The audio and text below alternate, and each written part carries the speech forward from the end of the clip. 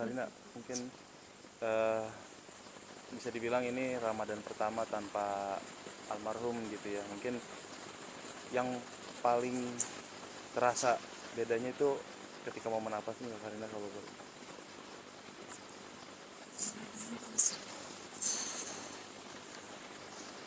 Ramadan. Ya pastinya banyak ya mas. Ini tuh udah biasa banget. Saya itu kemarin pergi jemput anak saya nge-gym ke salah satu sambil nungguin dia selesai nge-gym, saya iseng aja lihat-lihat di samping itu ada toko baju gitu. Terus mereka tuh tiba-tiba yang penjaganya itu setel musik Ramadan gitu loh mas. Saya tuh langsung kayak orang, aduh, kayak kayak orang kalau apa sih hantu gitu, kayak dibacain apa gitu.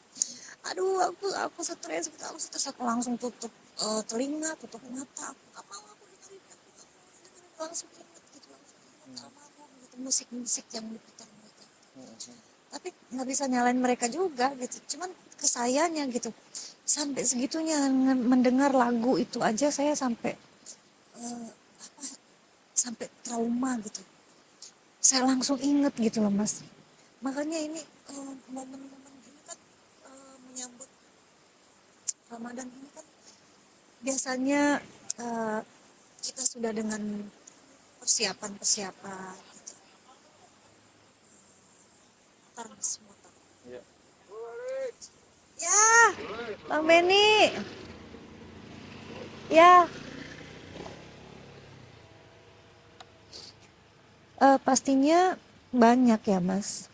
Yang kerasa tuh biasanya saya kan sudah ngelis nih mau puasa. Ada momen ini tahun ke-9 buka takjil bazar Ramadan gitu. Pasti saya sibuk dan dia tuh selalu ada gitu, selalu ada di samping saya. Pi, Ramadan ini kita mau bikin ini, aku perlu ini, gini, gini, gini, gini. Kamu tolong ini. Oke siap berangkat, oke siap berangkat gitu. Besok jadwal kita ke pasar, kita belanja ini, kita beli ini. Oke siap, katanya gitu. Dengan senangnya dia, dengan ekspresinya yang begitu ceria gitu. Tapi sekarang nggak ada lagi. Padahal rencana kita tuh Ramadan ini kita mau meng-create bazar kita gimana caranya supaya rame gitu. Kalau tahun kemarin kan kita pakai bando QRIS, eh, jadi sempat viral itu kita jualan pakai bando QRIS, semua karyawan termasuk almarhum gitu bikin. Ide kita dia tuh yang bikin semua. Aku mau bikin bando karena pembayaran bazar ini crowded, jadi kita bikin supaya simple gimana. Udah banyak bikinin ini bando gitu. Kamu tolong ya printin ini, cariin bando ini. Oke siap muncul. Tahu udah jadi gitu. Nah kemarin itu untuk Ramadan ini kita tuh nyiapin mau bikin foto sama semua karyawan gitu. Dia udah nugasin nanti si ini pakai ini, si ini pakai ini, si ini pakai ini. Oke siap gitu. Semua sudah direncanakan semua. Tapi ada di setiap obrolan itu kita pasti kalau kita dikasih umur yang panjang, mudah-mudahan kita Oh, ketemu Ramadan tahun depan ya Bu, nanti kita gini ada gitu. iya. Mbak Karina ini kan bisa dibilang Mbak Karina tuh setiap malam mengunjungi makam almarhum gitu ya. Hampir setiap malam. Eh, Banyak komentar-komentar yang support juga, terus menyinyir juga. Mungkin menanggapinya seperti apa sih Mbak Karina? eh Macam-macam ya Mas. Sebenarnya ini sudah resiko ya buat saya gitu. Saya mau marah ya itu karena mau marah gimana gitu. Tapi karena ya memang saya memposting ini di sosial media, saya tidak mencari apa ya simpati atau tidak mencari eh, apalah gitu dari sosial media saya. Saya hanya ingin mengabadikan aja gitu momen-momen momen ini, perjalanan ini gitu. Karena memang kita tidak bisa dipungkiri saat ini kita hidup di dunia sosial media yang sangat luar biasa gitu. Bagaimana caranya kita memberikan tontonan konten-konten kita gitu. Apalagi kan almarhum itu kan fansnya banyak ya mas, orang-orang yang sayang sama dia itu banyak gitu. Jadi kayak lebih ke apa ya, persembahan gitu untuk mengobati rindu gitu. Bahkan banyak sekali yang nge-DM saya, teteh terima kasih ya, gara-gara lihat konten teteh saya jadi inget mama, saya jadi ingat papa pengen pulang ke kampung, pengen makamnya jadi bagus katanya gitu. Ya gitu. Jadi artinya banyak menginspirasi gitu. Banyak menginspirasi. Mungkin biasanya kalau di bulan Ramadan eh, makanan-makanan apa aja sih yang biasanya Kang Epi request dan wajib selalu ada gitu di meja makan? Itu Makanan suaranya atau mas minuman? mau pindah aja nggak atau gimana? Aman sih makanya, karena kan ini dominan atau bakalan ini jadi ke listrik ya. Mm-mm. Oh boleh, itu mau pindah. Biasanya enggak. Gimana? Pindah. Oke. Nah itu bakarnya mungkin makanan atau minuman apa sih yang biasanya almarhum tuh request ketika bulan Ramadan gitu? Biasanya dia suka kolak bikinan saya. Jadi setiap setiap buka puasa dia pasti minta kolak, pasti batalin puasa tuh kolak, sukanya kolak bikinan bunda gitu.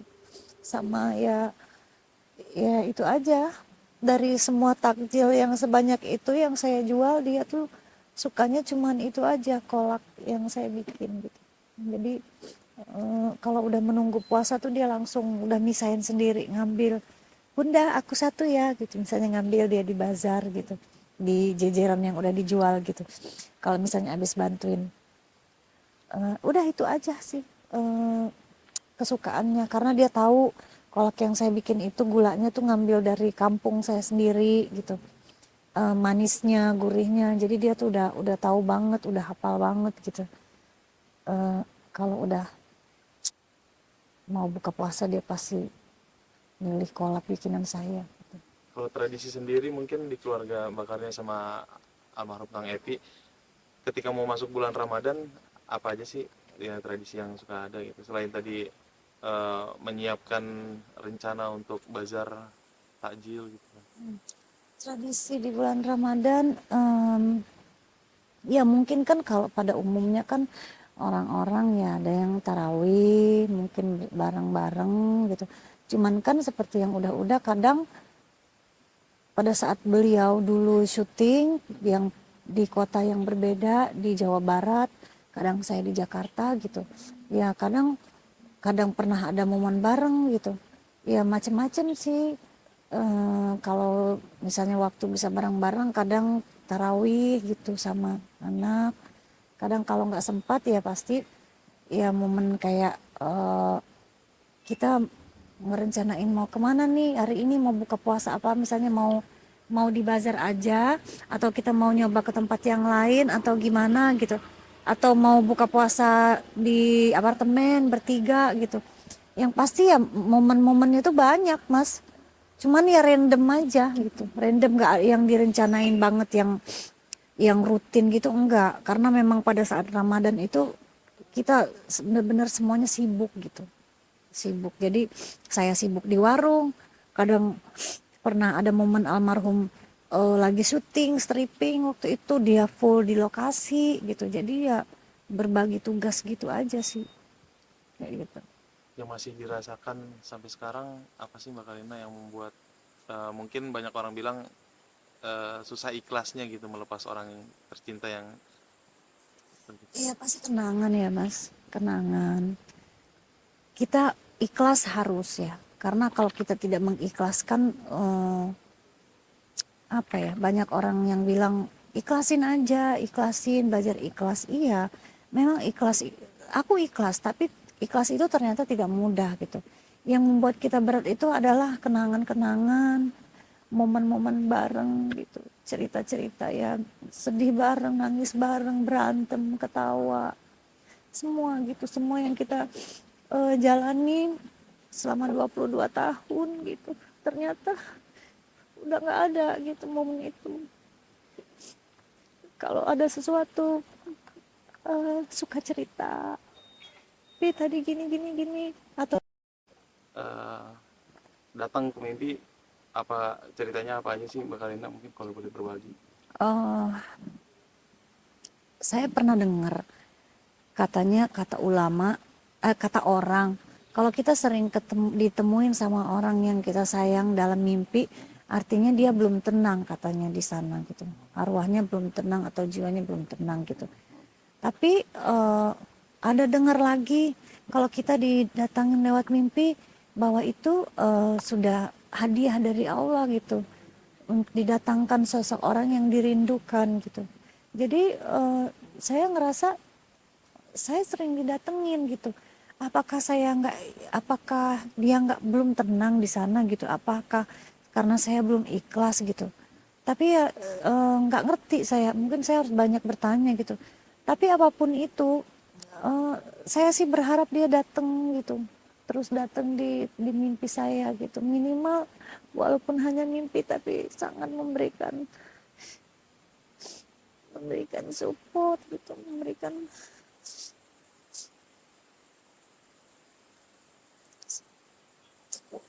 kekuatan, memberikan semangat pastinya. Eh, ya kayak semalam saya mimpi dia datang. Itu benar-benar kayak nyata. Dia manggil saya gitu. Saya lagi jalan. Terus tiba-tiba Bunda, dengan senyumnya dia sampai megang kopi gitu. Dengan kostum gagahnya dia yang jadi peran Kamus itu. Saya lihat, papi mau nyamperin ke sana, tiba-tiba udah dijemput mobil, dia pergi. Gak kaca, cuma dadah-dadah gitu. Terus saya cuma melihat. Semalam tuh saya nangis. Ternyata ini cuma mimpi gitu. Tapi terasa beneran ya Mbak ya? Sebeneran. Terus ada lagi satu momen mimpi, saya lagi di rumah, terus eh, waktu itu saya tuh ceritanya habis mandi, terus di rumah, di apartemen habis mandi, saya baru selesai mandi, tiba-tiba dia baru pulang. Biasanya kan gitu, dia kadang pulang subuh, kadang pulang malam gitu habis syuting. Saya habis mandi, terus dia masuk pintu, saya buka pintu, pas saya mau masuk ke kamar, dia langsung mau meluk saya gitu Mas, mau udah sih ini kangen katanya gitu. Saya mau balik meluk gitu, tiba-tiba kayak udah ada aja kehalangnya gitu. Baru mau, ya dalam mimpi gimana sih, Iya. mau meluk gitu, dia mungkin kangen gitu, saya juga mau balas peluk, tiba-tiba kesadar aja, loh mimpi gitu, udah nangis gitu saya. Jadi saya tuh rasanya berkecamuk gitu Mas, apakah pengen dimimpiin terus atau nggak usah, udah lupa aja gitu, biar sayanya nggak tersiksa gitu. Cuman ya semalam itu saya mimpi sebenarnya ada senangnya, ada sedihnya gitu. Sedihnya ya pas sadar gitu, ya Allah ini cuma mimpi gitu. Sakit sih rasanya Mas. Mungkin itu juga yang ngebuat Mbak Karina tuh masih sulit gitu untuk ikhlas Iya, melepas kepergian. saya ikhlas.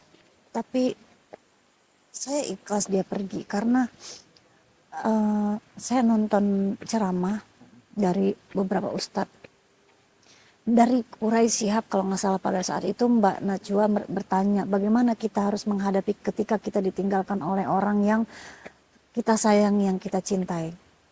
Saya tonton itu penjelasan dari Quraisy Shihab itu bahwa kita ini semuanya milik Allah gitu. Anak kita, suami kita, bapak kita, ibu, semua yang bernyawa gitu. akan kembali karena semuanya milik Allah gitu. Jadi kalau kamu menentang itu, kamu tidak mengikhlaskan itu, berarti kamu menentang takdir Allah gitu. Ya udah, akhirnya saya berpikir gitu, iya ya, bahwasannya tidak ada yang abadi gitu di dunia ini.